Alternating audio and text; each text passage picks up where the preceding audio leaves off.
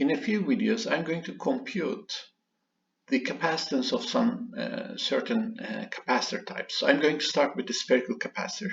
In the case of spherical capacitor, the plates of the two plates of the capacitor are spherical in shape. So one is has a radius A and the other one has radius B.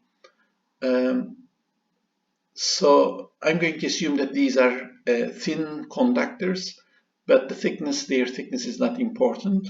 What's important in here is the size of this vacuum. So in that case, if these conductors are thick, then A would refer to the outer radius of the inner conductor, and B would refer to the inner radius, right?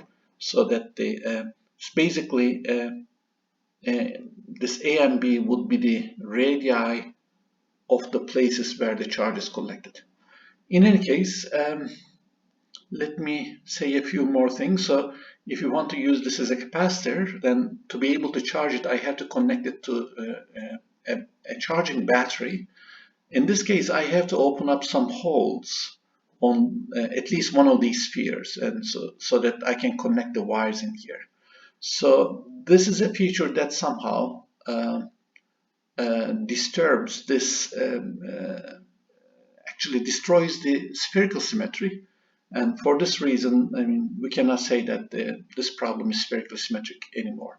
However, we are going to ignore this fact when we are solving the problem. So as a result, I'm just going to assume that these holes do not exist and whatever. So in reality, if these holes are very small, in this case, at least in the other parts of the capacitor, I can find the solution for the electric field by assuming the spherical symmetry, right?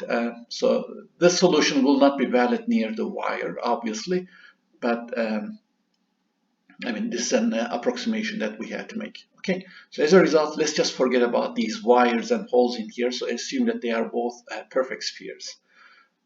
So let's again remember this. When I'm charging this, initially both of the conductors have zero charge, and when a charge Q passes over the battery, a charge plus Q will be collected at the inner sphere, and minus Q will be collected at the outer sphere. All right. So as a result, the two spheres has a total charge 0 all the time. And this has some certain implications, of course, that the electric field is 0 outside, and I mean the electric field would be 0 outside that region between the two spheres. Let's say that, well, this looks like a parallel plate capacitor, except that the plates are curved. So the area of these spheres would basically play the role of the area of the parallel plate capacitor. However, we don't have a single area. We have two different areas in here. In any case, the distance between them, so the distance B minus A, D is equal to B minus A, plays the role of the distance between the plates in the parallel plate case. So as a result, you would expect that the capacitance value will be higher if that distance is small. So that means if these two spheres are nearly the same, they have almost the same radius, then we would have the largest possible capacitance. Okay, so what's the importance of the spherical capacitor for practical applications? I don't think that there's any importance. And we're just solving this problem because we can solve this parallel plate capacitor problem in a different setting. So that's why we are solving it essentially. But there might be a few places where we can actually use this. And I think at the end I'm going to show a few things. So in any case, so the electric field lines basically look like this. So we ignored the holes on the surfaces. So as a result, these are perfect spheres. So the charge is distributed uniformly on both spheres. The charge densities in here and in here will be slightly different. One is positive and the other one is negative, obviously. But you don't have to actually notice these kind of details. All right. So let me just say in here is that the electric field lines, first of all, the electric field is 0 inside the inner sphere and outside the outer sphere because of the property, well, by using Gauss law, you can easily deduce that. Moreover, you can easily show that, let me show it like this. So at any point, let me choose a point in here, somewhere in here, the electric field at that point, as a function of the distance from the center of the spheres, is basically given by the Gauss law expression. So let me just say it in here. So I'm going to do it like that. I'm going to skip that step. So by using Gauss law, you can then show that the electric field at a distance r is given by this expression in here. So let me say for r between a and b. Okay. So in any case, so as a result, let's start with the variable q. We have already started with the variable q. We have computed the electric field as a function of that variable. Well, at the end, I need to find the value of the potential difference between the plates. And so as a result, I need to express this as a function of q, and the coefficient of that expression would be the capacitance. How do I express this? So first of all, notice this. I'm going to assume that this is positive and that's negative, in which case the inner conductor has a higher potential than the outer one. And as a result, if I move from this point to that outer point in a straight line like that, for example, in that case, the change in the potential, basically we need to have a potential at A, which is higher than the potential at B. So the potential at A minus the potential at B is the potential difference that we are seeking. Okay, so therefore this is equal to a negative of the integral from B to A of E dot dr.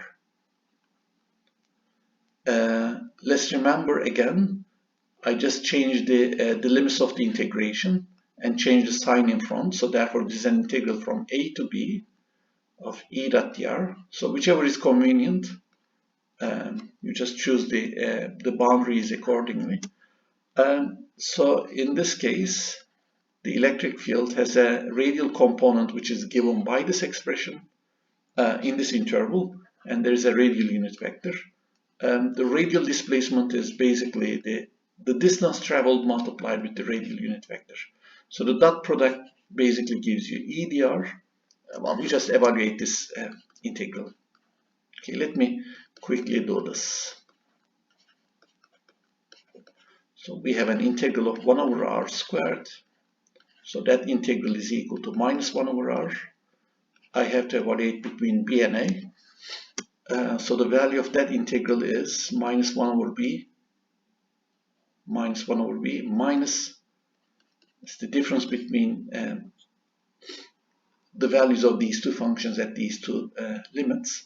So as a result, this is 1 over a minus 1 over b, which is b minus a divided by ab. Right, so as a result, the potential difference is equal to 1 over 4 pi epsilon 0 q b minus a divided by ab. Right, so I know that q is equal to c times v.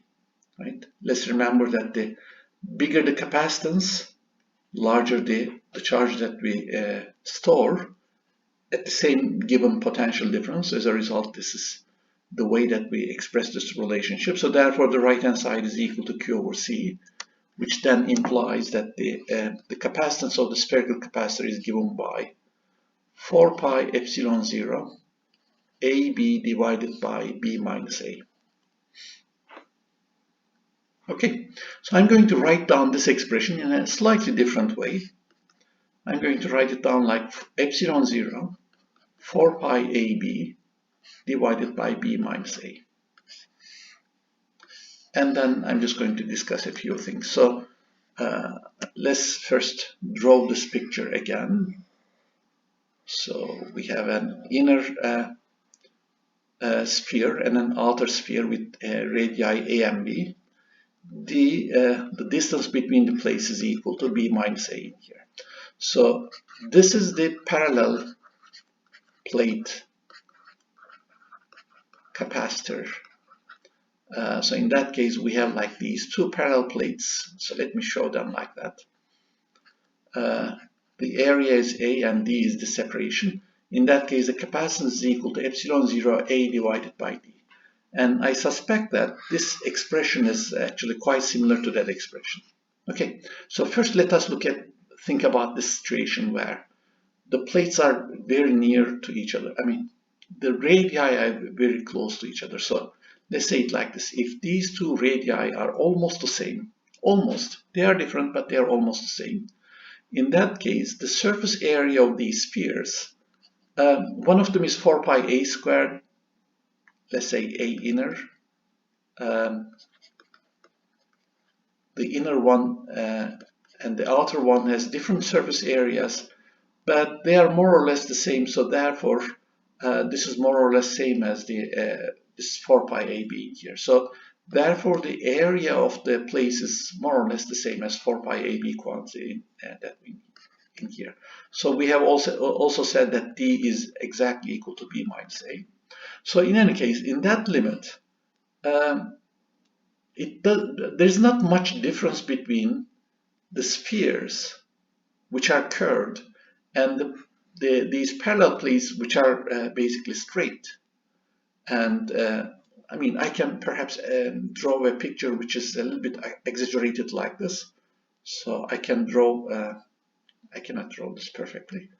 So, I mean, from the point of view of somebody sitting in here, the plates basically look like they are parallel plates, right?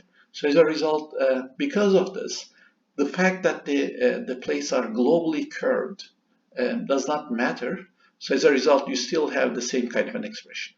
So that's basically epsilon 0 multiplied with the plate area divided by the plate distance. So I mean, in these kind of situations, I can practically compute the capacitance of the spherical capacitor by using this. By using this formula. I don't need to derive this one. I don't need to derive the exact one. Okay. What happens if A is not almost equal to B? In this case, it appears that, let's just do it like that, right? I have written this thing down, but let's write this thing again. So the inner conductor has an area 4 pi a squared, and the outer conductor has an area 4 pi b squared. I want to use an area in here, but I have two areas. So probably the area that I would use in the formula would be somewhere between these two, some kind of an average. So it appears that I need to take the geometric average of these two areas in this special problem, right? So the area of the inner plate multiplied with the area of the outer plate with square root gives me the area which is given in the denominator, in the numerator part of this expression. So as a result, this is 4 pi AB divided by B minus A. So with this interpretation, I can say that, well, the formulas are actually exactly the same. I mean, but I need to have some kind of a non-trivial way of computing the areas. Okay. Unfortunately, this is the reason that I can apply only to the spherical case. For a cylindrical capacitor, I cannot use the same kind of an argument. There's still an average in here, but it's not a geometrical average. Okay. I think there are a few things. Yeah, there's one thing that's left. So there's this situation in here that people talk about.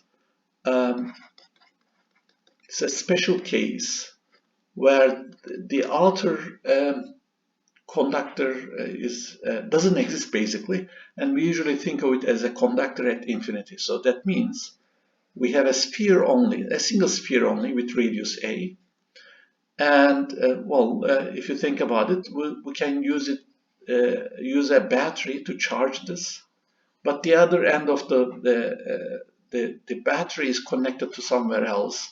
So we would think of this as a plate at infinity. Okay, so in this case, I can think of it as a battery configuration. So if this, I can think of this as a capacitor configuration. It has a charge Q, Where is the other charge minus Q? Well, it is at infinity. Okay. In that case, then I can think of this as a capacitor. You can find the capacitance. So that's epsilon 0. What was the formula? 4 pi AB divided by B minus A. So in that case, I need to take the limit where B goes to infinity. So I think I should write down the limit in here. Sorry. In any case, so C is equal to the limit of this expression when B goes to infinity. Well, this is quite easy to evaluate. So therefore, this is 4 epsilon 0 times 4 pi A. Right, that's the capacitance of that capacitor. What's the use? I can actually solve this problem that I have solved before by using this capacitance value. So the problem was, what's the potential energy of a sphere, let's say with radius A,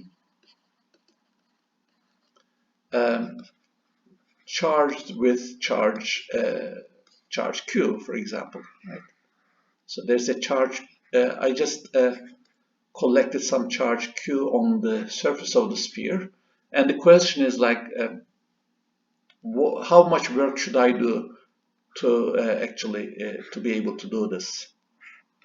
Or from the energy point of view, what's the energy, what's the potential energy of this configuration? Okay, I have solved this problem many times in class. I'm going to solve it again in here, but this time I'm going to use this formula. I know that this is a capacitor, so therefore I'm going to use, what was it, this Q times V, 1/2 of C times V squared. All right, since there are these three alternative formulas, I have to write them down all and then see which one is the one that I would use. I know the charge, I don't know the potential in here, I don't want to compute it. I'm lazy, so as a result I'm going to use this formula. So the potential energy is therefore Q squared divided by 2 times 4 pi, epsilon 0 times 4 pi A. Well, it's the same thing. So therefore the potential energy is 1/8 pi epsilon 0 Q squared over A. I hope that you recognize that expression because I have computed at least in 3 different ways. This is the 4th different way by using the capacitance concept.